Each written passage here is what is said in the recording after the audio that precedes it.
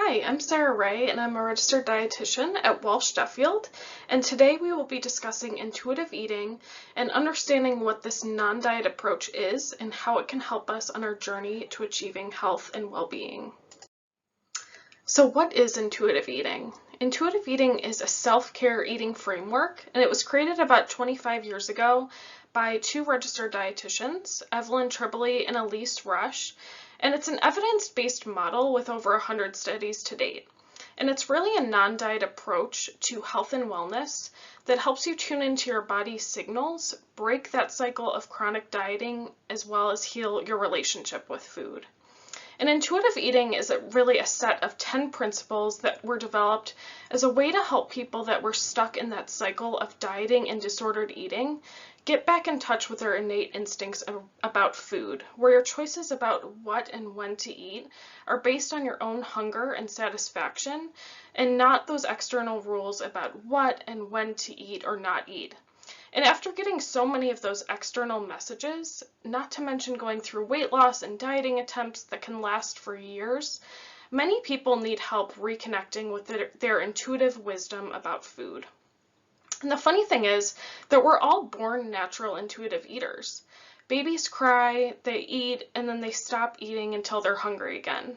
And kids are the same way. Some days they may eat a ton of food and other days they may barely eat at all, but they know how to balance out their food intake from week to week, eating when they're hungry and stopping when they feel full. The problem is, as we grow older and the rules and restrictions are set around food, we start to lose our inner intuitive eater. We're taught to finish everything on our plate. We learn that dessert is a reward or can be taken away if we misbehave. We're told by advertisements and social media that certain foods are good for us and others are bad, which causes us to feel good about ourselves when we eat certain foods and guilty when we eat others. But intuitive eating is not a diet. That's a really important distinction. It's actually the exact opposite. There's no counting calories or macros. There's no making certain foods off limits. It's not about following a meal plan or measuring out your portions. And in fact, a lot of that is discouraged because that is often linked to disordered eating behaviors. But instead, it's really about relearning to eat outside of that diet mentality and puts the focus on the internal cues, aka your intuition, like hunger and fullness and satisfaction, and move away from those external cues like food rules and restrictions. So if we're using an intuitive eating framework, then the ultimate goal is really to use that internal wisdom to decide what, when, and how much to eat, and not use those external rules like not eating after 8 p.m. or no refined carbs allowed. When you first learn about intuitive eating, it can sound a lot like it's solely about eating when you're hungry and not eating when you're not. But it's really a lot more nuanced than that. So for example, maybe it's 11 a.m. and you aren't quite hungry for lunch yet, but you know that this is your only opportunity to eat a meal before 5 p.m. So should you listen to your lack of hunger and skip that opportunity to eat? The intuitive eating argument would likely be no. And similarly, maybe it's 9 p.m. and even though you've had more than your estimated calorie needs for the day, you're still hungry. So do you just go to bed and ignore your body's hunger signals? I would say no, as well as the intuitive eating approach. So in other words, intuitive eating is definitely about listening to the body's hunger and fullness cues, but it's not only about that.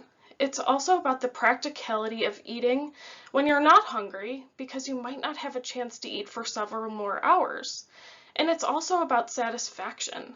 So that could mean having a thing that you really want to eat simply because it will satisfy you to do so.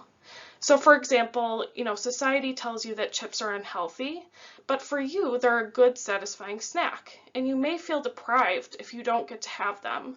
So with intuitive eating, you can choose to have those chips and not feel guilty about it, even though diet culture says that we should. So the idea here is that by paying attention to what your body and mind are asking you for, you're going to feel satisfied and not deprived or hungry, hangry, or craving those foods that you aren't allowed to eat because of a diet that you're following. So the bottom line is the process of intuitive eating is a practice which honors both our physical and our mental health. So next we'll go through the 10 principles of intuitive eating. And the first principle here is rejecting the diet mentality. So think about it. Where has your focus on weight loss gotten to you to this point in your life? And what has it done to your body, to your mind? You know, a lot of people believe that it's their fault that the diet didn't work, or that there's another diet just around the corner that will work, they just haven't tried it yet. But the problem is it's not about your lack of willpower or about you being a failure. It's actually the system of dieting that's the problem. Diets are set up for failure. And research shows that the act of dieting actually increases your risk for gaining weight. So remind yourself, if dieting is the problem, how can it be part of the solution? Right? So rejecting the idea that there are any good diets out there, and getting rid of books and magazines that tout diets and easy or quick weight loss. Another thing I think is really important is to unfollow any social media accounts that propel the dieting myth and diet behaviors, especially those that make you feel bad about yourself. And instead, try following accounts that share positive food and health messaging and body positivity. I also wanted to mention, though, that I know that foregoing the diet and diet mentality is not an easy task. We live in a really messed up diet culture where we're inundated every day with messages about dieting and weight loss and all that is wrong with our bodies. So I know that it's not easy to reject these diet culture messages, but it's absolutely the most important first step if you want to heal your relationship with food and your body. So the second principle here is honor your hunger. And this sounds really simple, but a lot of people tend to struggle with this because there's a lot of shame around hunger. But hunger is really a normal biological process, and it actually means that your body is functioning really well. So your body needs to know and to trust that it's consistently going to have access to food. If you try to override those feelings of hunger and don't eat enough calories, and specifically carbohydrates, which is your body's preferred fuel source, your body is going to react with cravings and binges. So that's why it's so important to identify that true biological hunger that's not focused on rules or shoulds. This is actually called introspective awareness. And the best example of this is if your bladder feels full, we all know that we have to empty it, and we don't feel judgment or shame around that. So the same should be true for hunger. If we feel the signs of hunger like a growling stomach, it's our body's way of telling us that we need to eat. So we need to learn how to respect this and give our body what it needs without that judgment. Principle number 3 is make peace with food. So in other words, all foods fit. So what this means is allowing all foods into your diet and giving yourself unconditional permission to eat what you want. So stop categorizing foods as good or bad, because no one food has the power to make you healthy, just like no one food has the power to make you unhealthy. And if you tell yourself that you can't or shouldn't have a certain food, you're really going to eventually feel deprived, and that deprivation is going to build into that uncontrollable craving. And when you finally give into that food, it's really likely that you're to overeat or binge that food, since your body doesn't know when you're going to be able to have that again. So this overeating then triggers that guilt and the negative self-image, and that really starts this cycle over again. So you can see that deprivation or restriction leads to those cravings and overeating, which then ultimately leads to those feelings of guilt. So in order to break this cycle, we need to learn how to make peace with food and make sure that our body doesn't feel deprived or restricted. And I know this seems very scary to give yourself unconditional permission to eat what you want, but I promise that it's essential to making peace with food and stopping that diet cycle for good. And I think what you'll find is that when you know that you can eat whatever your body needs, whether that's a salad or whether that's chocolate, you won't have those intense cravings for your previously forbidden foods anymore. And you'll find that you can really develop a much more neutral relationship to food. And this might take some time to get there, especially if you've been on a diet for most of your adult life. Your body is really used to being in that semi-starvation state. So this will, likely take some time and some practice, but eventually the goal is to be able to eat all types of food without judgment. Principle number 4 is challenge the food police. So the food police is really those thoughts in your head that declare you as good for eating the salad for lunch and bad because you had dessert or carbs or sugar or whatever you're restricting. And these are those unreasonable rules that were created by dieting and diet culture that cause you to feel guilty. So these rules are housed really deep in your brain, and they're the ones that pop up on the daily basis to govern your food decisions. It's really impossible to view eating as a normal and pleasurable activity when the food police have a hold of your mind. So learning to challenge the food police is such an important first step towards becoming an intuitive eater and taking back control over your mind and your eating decisions as well. The 5th principle is discover the satisfaction factor. So it's really possible to be physically full but not satisfied. And I think this is an important distinction and something that I never really thought about before learning about intuitive eating. But if you're unsatisfied, you'll probably keep looking for that one thing that is going to make you feel satisfied and content, and then you're likely to overeat. But when you eat what you really want, the feelings of satisfaction and pleasure you feel will help you be content and often with less food. So for example, if you really want a burger, but you tell yourself you should have a salad, your body is going to keep searching for food that will satisfy you the same way that that burger would have. So in the end, you might actually end up eating more than if you just would have had that burger. So pleasure should be a goal of healthful eating. And in other cultures, they actually value pleasure above health, and they actually have better health outcomes. So regardless of physical health, everyone should have the right to enjoy the food that they eat. And enjoying tasty food actually enhances mental health, and it's part of the human experience. We were designed to connect with others over food. So by intentionally choosing pleasurable food, you're less likely to overeat or experience those binges. And I know that this might sound counterintuitive, as many people fear they won't be able to stop eating a food if it tastes good. But in actuality, by eating enjoyable food and eating more mindfully, you'll actually start to notice when a food stops tasting as good, and then you'll be able to stop eating it. So again, it's really all about satisfaction and listening to what your body is telling you that it wants or it needs without judgment. So you just eat and then you move on. Principle 6 is feel your fullness. So dieting causes us to feel like we have to eat at certain meal times when it's allowed. So leaving food behind can really be difficult. And that's why it's so important to listen for signals that can tell you when you're starting to feel full and satiated. So try pausing partway through a meal or snack and just check in with your body. How does that food taste? How full do you feel? Bringing more consciousness and awareness to your meals can really be helpful with this. Utilizing the hunger and fullness scale can also definitely be a helpful step and really a way to check in with your body and understand how full or how hungry you actually are. So we'll run through really quickly how to use this scale. And when you're ready to eat a meal or snack, first ask yourself, where am I on this hunger and fullness scale? Ideally, you'll want to be between a 3 and a 4. Then halfway through your meal, pause for about 10 seconds and just check in with your body and ask again, where am I on the scale now?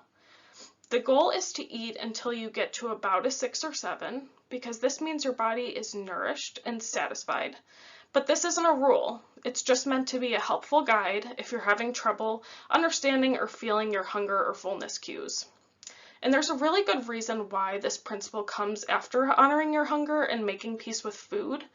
And if you're not sure that you're ever going to eat a food again, or if you're sitting down to a meal feeling ravenously hungry, it's really going to be challenging to honor your hunger. So, mastering those other principles first is really helpful. The seventh principle is coping with your emotions with kindness. So first, recognizing that food restriction, both physically and mentally, can in and of itself trigger that loss of control, which can feel a lot like emotional eating. So you see, food is a coping mechanism, and it can provide comfort or distract from uncomfortable emotions. But unfortunately, it's not the most effective coping mechanism, because food rarely helps us deal with the root cause of that uncomfortable emotion. And often, emotional eating can make you feel worse, especially if it leads to that shame spiral that we kind of talked about before. But it is one way to cope, and there are certainly more maladaptive ways of coping with intense emotions. And you know what? Sometimes food can really make you feel better. Think about making your grandma's famous chocolate chip cookies when you're missing home and you're feeling lonely. But we do have to also make sure that we have other coping skills as well, because when food is our only coping skill, that's when it becomes a problem.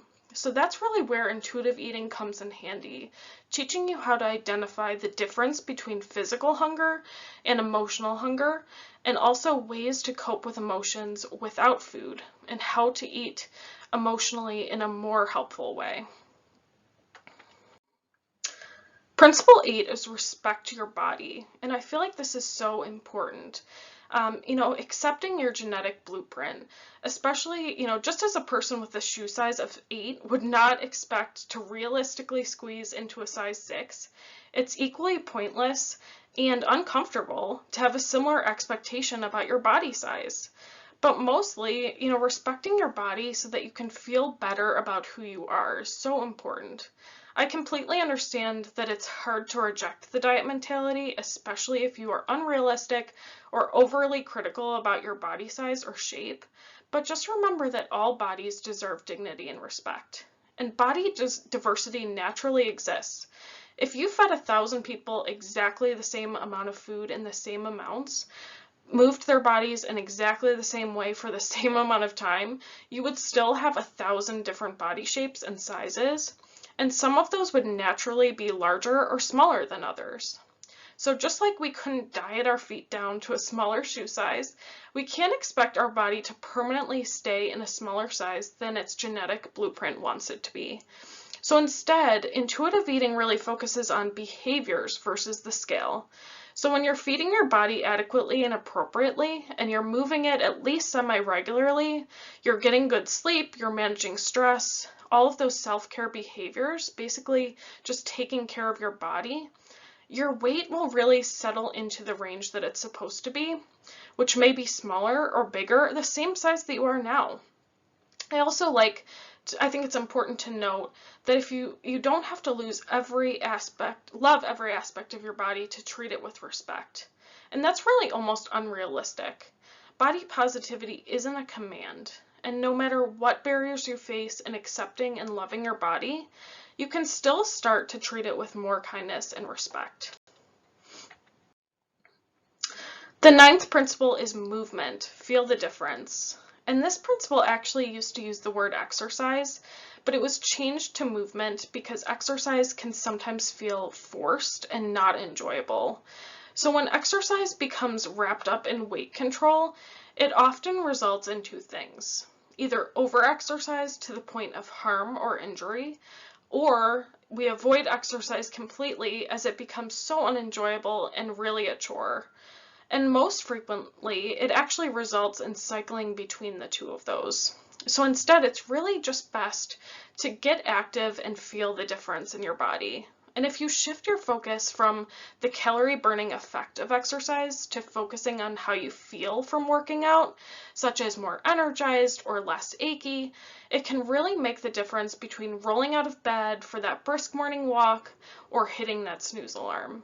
So this principle is really about reframing why we choose to exercise or move our body, not for the reasons that diet culture told us to, but because it makes us feel better.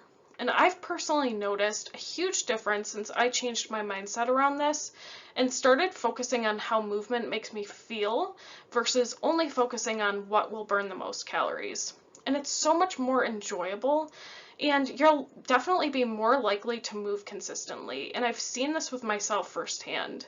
So again, it's really about shifting that mindset and finding those activities that you truly enjoy. The last principle here is honor your health with gentle nutrition. So seeing nutrition is part of intuitive eating. I know we've kind of talked through a lot of other things, but it's really important, and it's a good reason. There's a good reason that gentle nutrition is the last principle, and that's because it's so important to heal your relationship with food first. Otherwise, gentle nutrition can quickly become wrapped up in diet mentality. And it can be really tempting to turn intuitive eating into another diet, but it's definitely not. And gentle nutrition is all about taking a bird's eye view to eating habits. So kind of zooming out to get a perspective on eating over time and considering things like how food makes you feel and your personal health goals. Also, try to make food choices that honor your health, but also your taste buds and make you feel satisfied. I think it's important to note that once you've practiced and mastered the other principles of intuitive eating, you'll notice that you will naturally gravitate towards healthy foods more often. And not because diet culture tells you that you should, but because it's what's going to make your body feel most nourished and functioning at its best. But also remember that you don't have to eat perfectly to be healthy. You will not suddenly get a nutrient deficiency or become unhealthy from one snack, one meal, or even one day of eating. It's really about what you eat consistently over time that matters. So again, progress and not perfection is what counts here. Thank you so much for tuning in, and I hope this was a really helpful glimpse into what intuitive eating is and how you can start to apply these principles to your life. For more healthy tips and other resources, please visit our website at walshduffield.com. Thanks, and be safe and well.